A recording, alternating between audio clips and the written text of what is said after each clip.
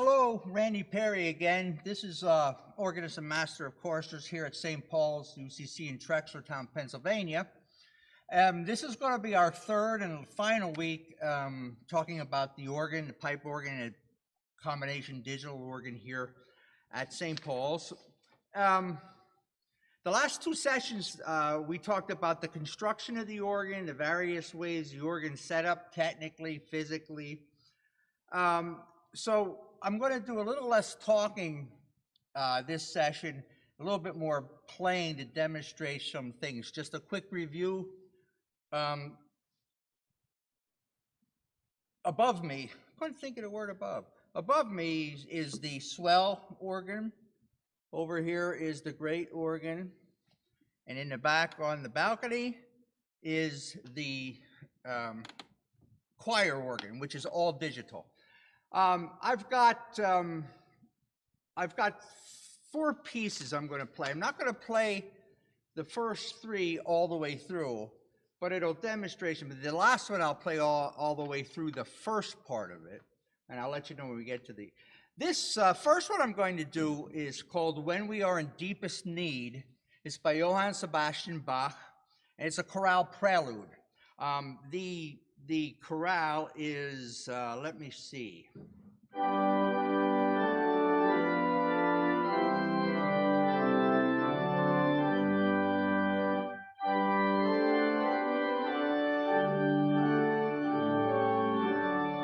Etc. Now, what Bach does with a chorale prelude is he uses the melody line of a chorale prelude as the top part of what would be sung in the chorale or the hymn, and then he works it into an intricate piece. So we'll have a couple of flutes, and we'll have a flute and a mixture up here for the what we call the cantus firmus, which is the melody line. And then for the regular part that will be accompanying that line, we'll put on some flute stops here. In the pedal, we'll have some 16-foot and also have a grate to pedal, which takes this and couples it down to the pedals. And I'll play a little bit of this "When We Are in Deepest Need."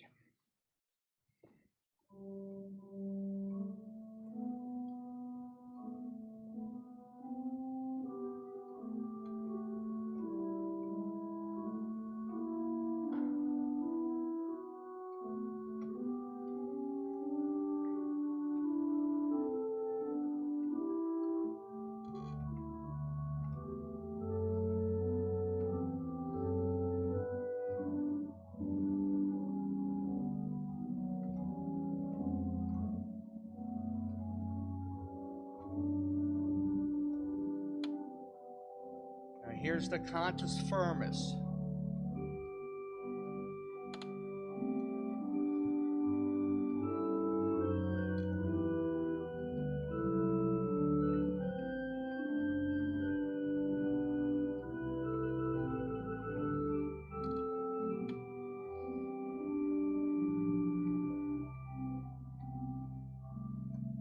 And he goes on again with some more free material.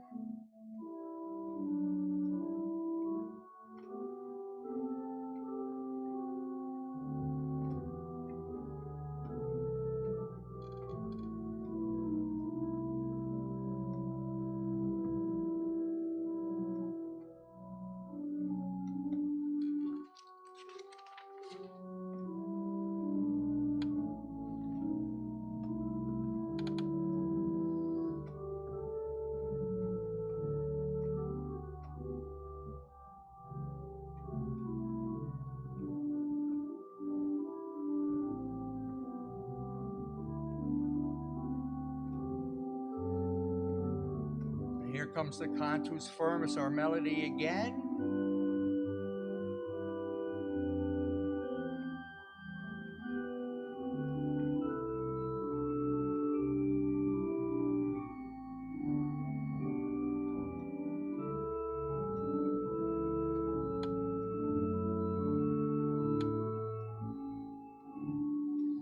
and it goes on and continues till he finishes the cantus firmus or the melody.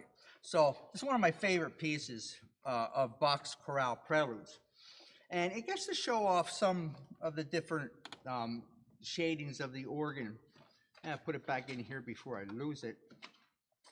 The next one I'm going to do is I'm going to show you some more color and a little bit more depth of the organ. This is the Presto from Handel's Organ Concerto number 5. And let me just get a little bit more meat on the bone here, so to speak. Okay. And we'll put a couple more pedal notes, stops down here to give it a little bit more bottom.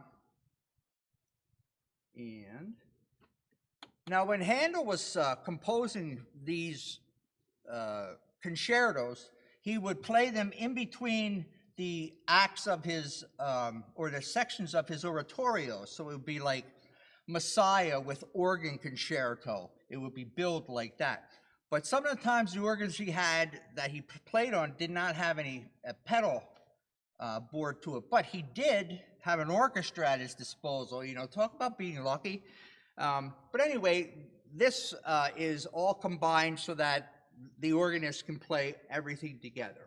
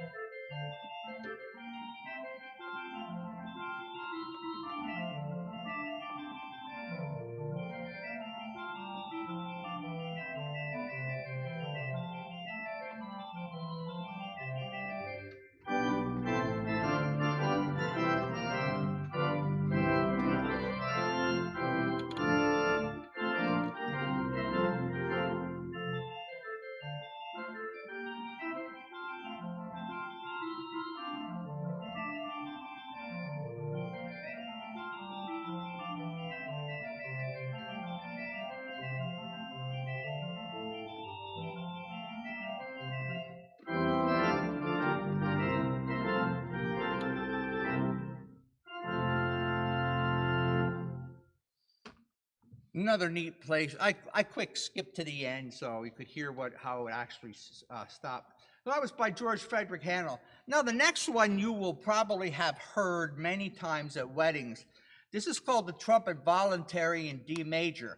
Many people believe that Henry Purcell wrote this piece, and that is absolutely incorrect. He did not write this piece. Jeremiah Clark, another contemporary of in England of Purcell, wrote this. And we're going to use actually part of the choir, the festival trumpet, because it's a trumpet voluntary. There's nobody actually playing the trumpet, but many times there was. We don't do that. We can't do that here, but we can do next thing to it. So, hear this.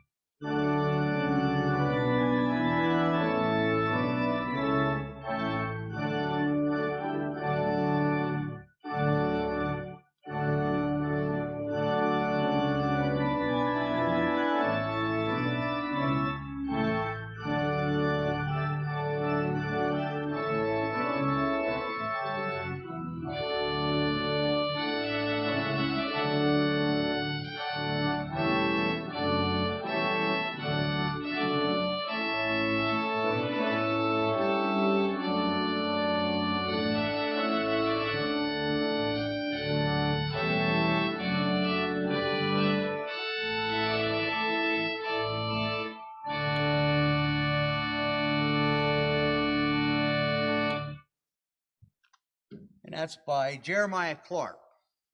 That's the festival trumpet, which you heard coming from the back of the balcony, and the rest were coming from the chambers here.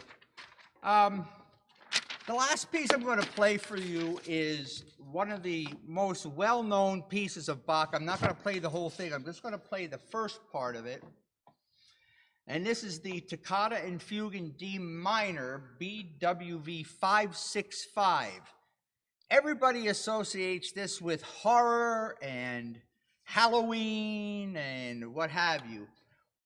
Organists view this as one of Bach's gems, and it's known worldwide, and it's known by everybody. And it gives you an opportunity to hear this organ or any organ with almost everything it's got. So, that being said, let us begin.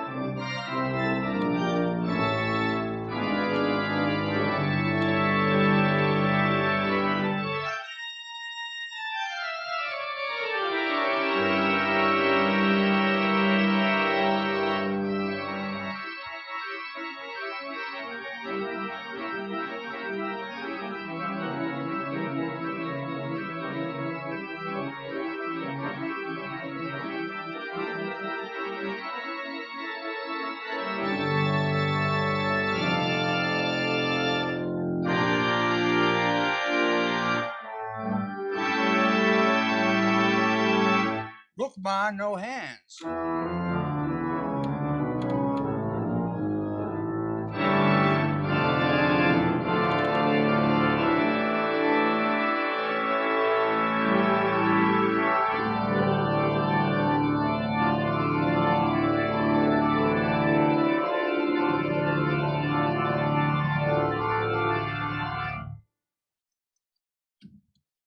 And there it is. That one's a lot of fun to play. And that gives you an idea of what this organ here is capable of by what you've just heard.